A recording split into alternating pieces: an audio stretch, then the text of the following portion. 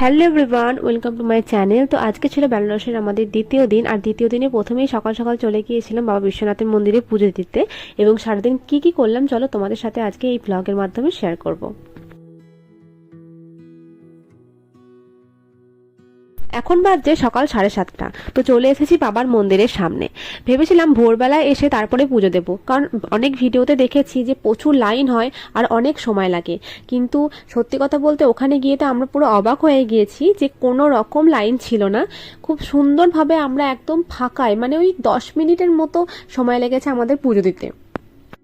আর মন্দিরের ভেতরে তো কোনো রকম ফোন অ্যালাউ নেই, সেই জন্য আমরা যেখানে পুজোর ডালা নিয়েছি সেখানেই আমরা ফোনটাকে জমা রেখে চলে গিয়েছিলাম।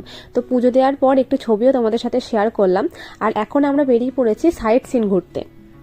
আর হ্যাঁ, মন্দিরের পাশেই ছিল মা অন্নপূর্ণার মন্দির, সেখানেও আমরা দর্শন করেছি এবং সেখানে কিন্তু একদম বিনামূল্যে প্রসাদও পাওয়া যায়। তো সেখানে আমরা সবাই মিলে প্রসাদও খেয়ে নিয়েছিলাম। আর গল্প করতে করতে আমাদের কিন্তু প্রথম স্টপও চলে এসেছে, সেটা হচ্ছে সারনাথ। बुद्ध जी के चार तीर्थ धाम। चार धाम में फर्स्ट पड़ता लुम्बिनी नेपाल, भगवान बुद्ध जी का birth place 563 BC। Second place गया, गया इनलाइटमेंट बोधि ट्री जो तपस्या की है। ओरिजिनल बोधि ट्री गया में है, जो अशोक जी का बेटा बेटी शंकरा जी महेंद्र श्रीलंका ले गए कलम करके प्रचार की बोधि ट्री को। थर्ड प्लेस सारनाथ जो कि है। और fourth Kushinagar Gorakhpur death place महापरिनिर्वाण प्राप्ति गोरखपुर कुशीनगर। माननीय श्री सीएम योगी आदित्यनाथ प्लेस गोरखपुर, वर्तमान यहाँ के सीएम यानी यहाँ से 270 किलोमीटर पड़ता है गोरखपुर, जहाँ शरीर को छोड़े महापरिनिर्वाण प्राप्ति। यहाँ पे देखेंगे 4 मूर्ति बनी है, सभी भगवान बुद्ध की अलग अलग स्टेज पे। ऊपर की फर्स्ट जो है गया की ज्ञान प्राप्ति बिहार लाइक। बीच की है ब्लेसिंग पोस्टर, यानी जो मुस्लिम माल टापू को आशीर्वाद दी। अब भी किसी प्रकार बेटर नहीं। पूरा ज्वाइंट 9-10 साल लग गया। एक पत्थर का वजन 800 kilo. Red stone sand stone 843 पत्थर है, पीसेस ज्वाइंट। एक 80 फीट 9 इंचेस हाइट है ना। यानी তো এখানে যিনি গাইড ছিলেন তিনি কিন্তু খুব সুন্দরভাবে আমাদেরকে সবকিছুর ব্যাখ্যা করে দিচ্ছিলেন। এবং এখানে যে বৌদ্ধের মূর্তিটি তোমরা দেখতে পাচ্ছ, এই বৌদ্ধ মূর্তির উচ্চতা ছিল প্রায় 80 ফুট। আর পাশেই যে 4টে বৌদ্ধ মূর্তি ছিল, এই মূর্তিগুলোর মাধ্যমে বৌদ্ধের জীবনে যে 4টে অধ্যায় ছিল সেগুলোই তুলে ধরা হয়েছে।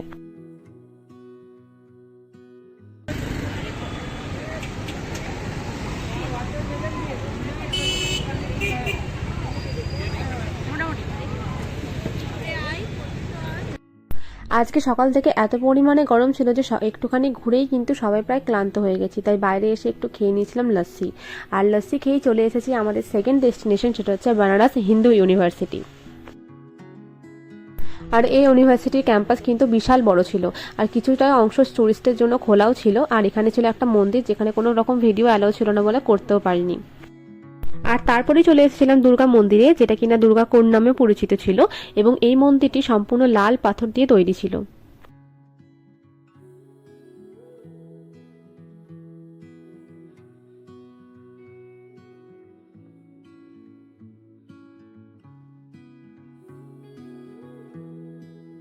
এরপর চলে এসেছিলাম তুলসী মানস মন্দির, যেটা কিনা রাম সীতার মন্দির ছিল।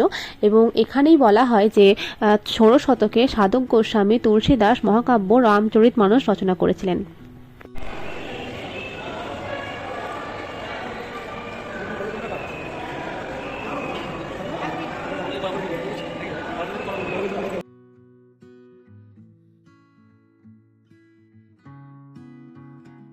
এরপর কিন্তু যা দর্শনীয় স্থান ছিল খুব তাড়াতাড়ির মধ্যে সেগুলো সেরে নিয়ে এখন চলে এসেছি আমরা দশাশ্বমেধ ঘাটে।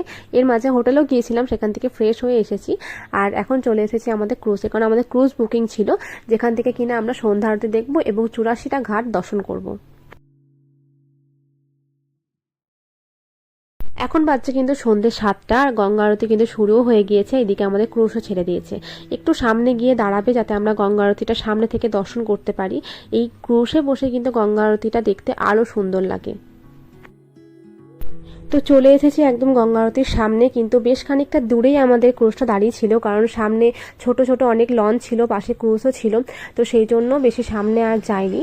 তো এখান থেকেও কিন্তু খুব সুন্দর দর্শন আমরা করেছিলাম। ফোনে কতটা আসছে বুঝতে পারছি না, কিন্তু সামনে থেকে বসে সত্যি খুব সুন্দর লাগছিল।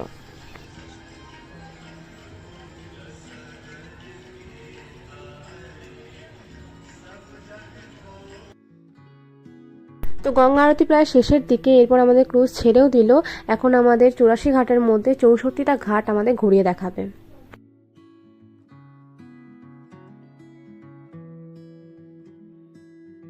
ये घाट का नाम है दरभंगा घाट। ये दरभंगा के बिहार महाराज का बनाया पहले से, अभी 5 स्टार होटल बन गया है। ये घाट किनारे का सबसे महंगा होटल है। इस होटल का नाम है विजयमा पैलेस। ये दिन क्या है 40,000 से स्टार्टिंग है, 40,000 पर नाइट। ये घाट किनारे का सबसे महंगा होटल है विजयमा पैलेस।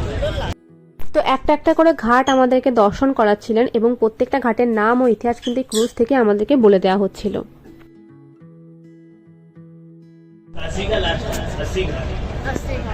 मोदी जब यहाँ पे आए थे तो अपना स्वच्छता अभियान समय में इसी घाट चालू किए थे। तो पहला थोड़ा मोदी ने सफाई के इसी घाट में चलाया 80 घाट।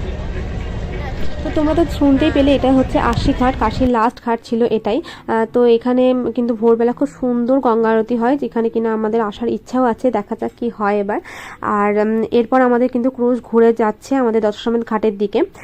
তো কাশীতে প্রায় ছোট বড় মিলিয়ে 84টা ঘাট আছে, যেটা কিনা একটা ভিডিওর মাধ্যমে দেখানো কোনোদিনই সম্ভব না, তাই যতটা পেরেছি তোমাদের সাথে শেয়ার করেছি।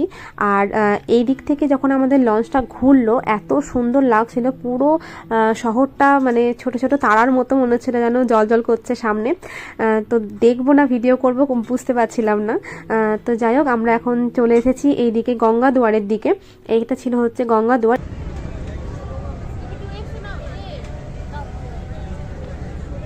और उसके आगे देखिए बहुत सारी चीजें चली है सामने। ये घाट का नाम है मणिकर्णिका घाट। ये महासमसार है मणिकर्णिका घाट। इसको वर्ल्ड का सबसे बड़ा समसार घाट कहा जाता है। इस घाट में 24 घंटे लाया जाता है, 24 आवर। आप दिन में आइए रात में आइए कभी भी आइए, आपको हमेशा एक ना चीज जल्दी मिलेगी। इस घाट पे एक दिन में कम से कम मिनिमम 100 बॉडी आती है, क्योंकि यहाँ पे केवल बनारस से लोग नहीं आते हैं, पूरे ऑल इंडिया से लोग आते हैं यहाँ पे डेड बॉडी जलाने के लिए। ये काशी आपका मोक्ष धाम है। यहाँ पे लोग बोलते हैं जिसको मरना है जिसको जलना है यहाँ से शायद मोक्ष की प्राप्ति होती है, इसलिए काशी में लोग आते हैं। उसके बाद देखिए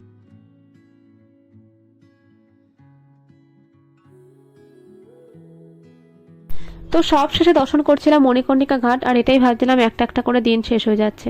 যাই হোক, এখনো 2টো দিন আছে, তো কালকে যাব আমরা অযোধ্যা। তো চলো মণিকর্ণিকা ঘাট দেখতে দেখতে আজকের ভিডিওটা এখানে শেষ করছি। ভিডিওটা তোমাদের কেমন লাগলো অবশ্যই জানিও, ভালো লাগলে একটা লাইক করে দিও। আর অযোধ্যার ভিডিও নিয়ে তোমাদের সাথে খুব তাড়াতাড়ি দেখা হচ্ছে। সবাই খুব খুব ভালো থেকো, টাটা।